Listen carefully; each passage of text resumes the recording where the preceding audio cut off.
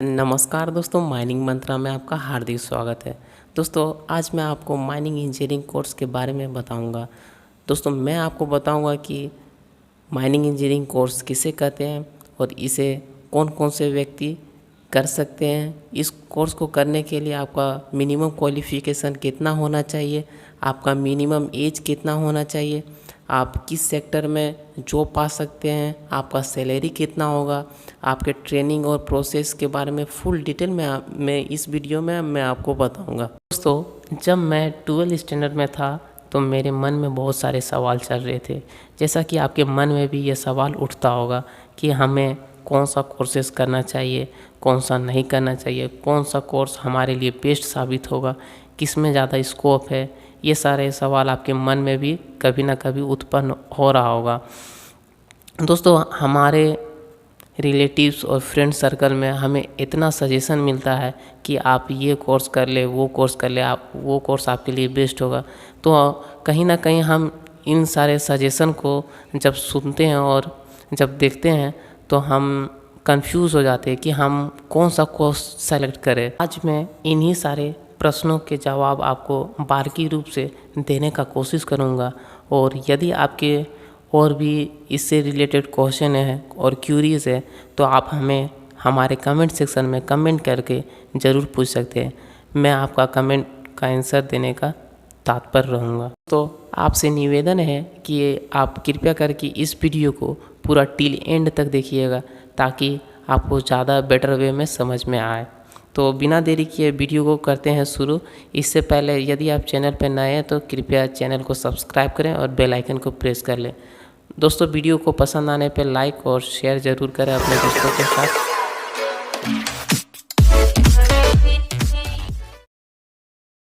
सबसे पहले देखते हैं कि क्या है माइनिंग इंजीनियरिंग।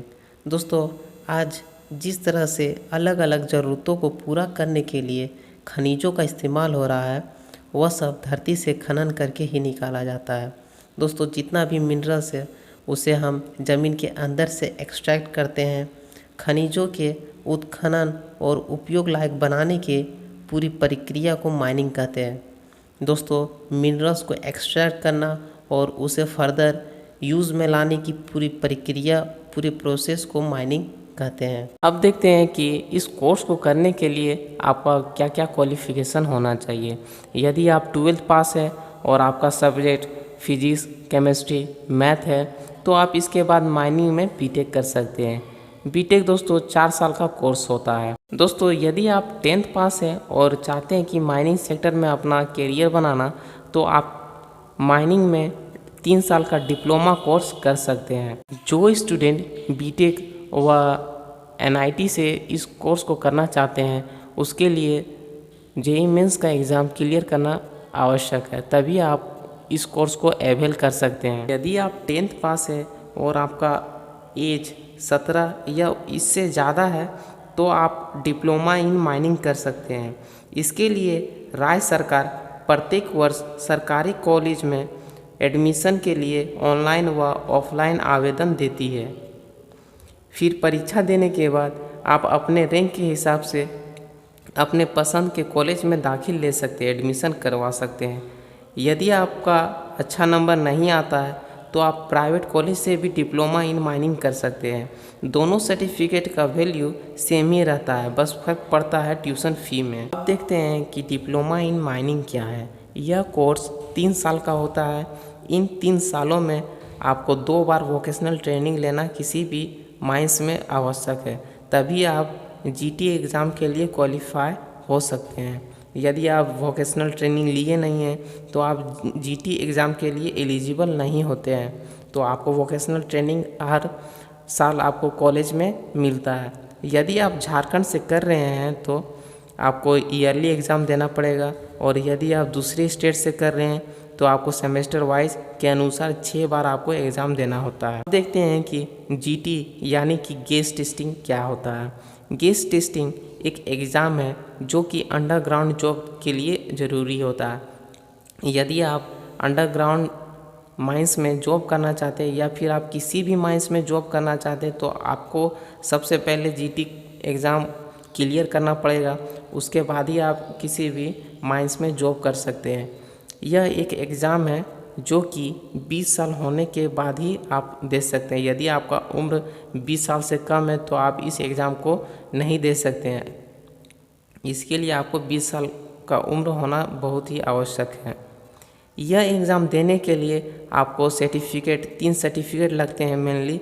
एक पहला हो गया आपका लैंप हैंडलिंग सर्टिफिकेट, दूसरा हो गया कैरेक्टर सर्टिफिकेट, तीसरा हो गया मेडिकल सर्टिफिकेट। ये सब सर्टिफिकेट आपको DGMS में आपको जमा करना पड़ता है और ये सभी सर्टिफिकेट आपको ट्रेनिंग पीरियड करते समय मिलेगी। जब आप वोकेशनल ट्रेनिंग कर लेते हैं तो आपको एक सर्टिफिकेट मिलता है। उस सर्टिफिकेट को लैंप हैंडलिंग सर्टिफिकेट बोलते हैं।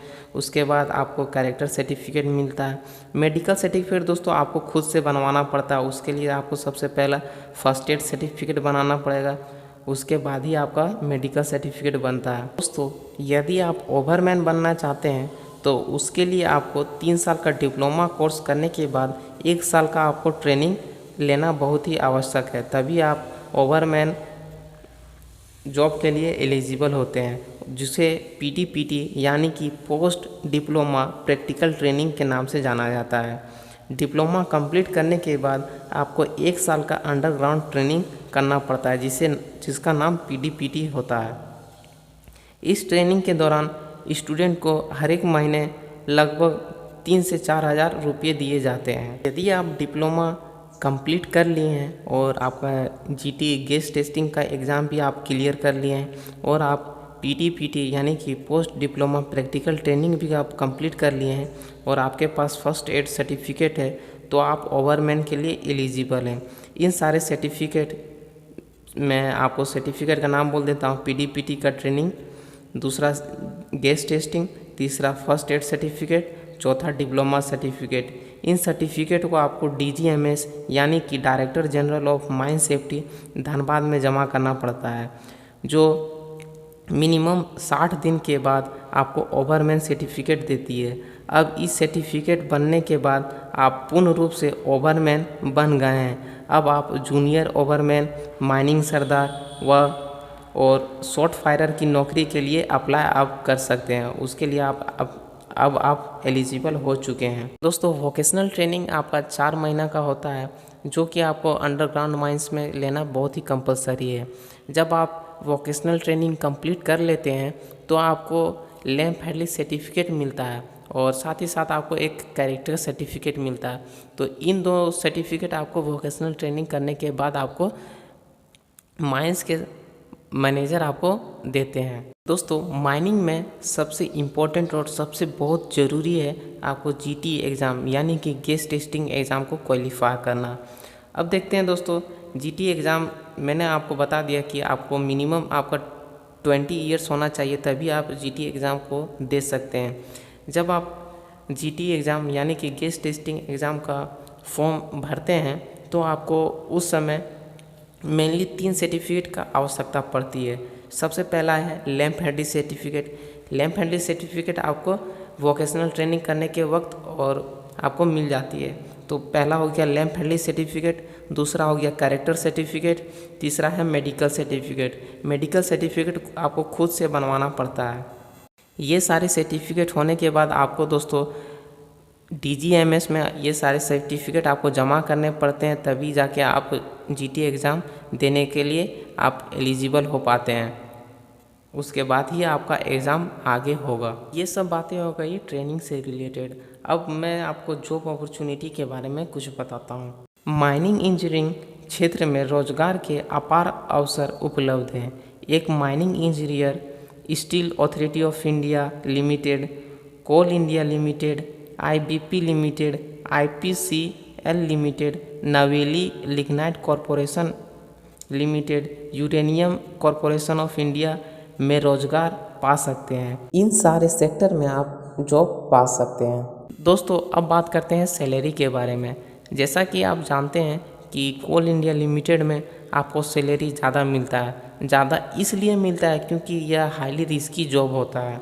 इसे कर पाना औरों के मुकाबले बहुत कठिन होता है। इसमें बहुत सारे डेंजरस ऑकरेंस होने की संभावना बहुत ज़्यादा होती है, यानी कि दुर्घटना होने की संभावना इसमें बहुत ज़्यादा होती है। इसीलिए आपको ज़्यादा पैसे आपको सैलरी के रूप में मिलते हैं। दोस्तों स्टार्टिंग बेसिक सैलरी आपको 19,035 रुपये से शुरू होता है, जो कि आपका मैक्सिमम 1 लाख से ज़्यादा होता है। तो दोस्तों यह थी जानकारी माइनिंग डिप्लोमा के बारे में। यदि आपको यह जानकारी पसंद आई हो तो आप इस वीडियो को लाइक और अपने दोस्तों के साथ शेयर ज़रूर करें। यदि आप चैनल पर नए हैं तो चैनल को सब्सक्राइब करें। दोस्तों यदि आप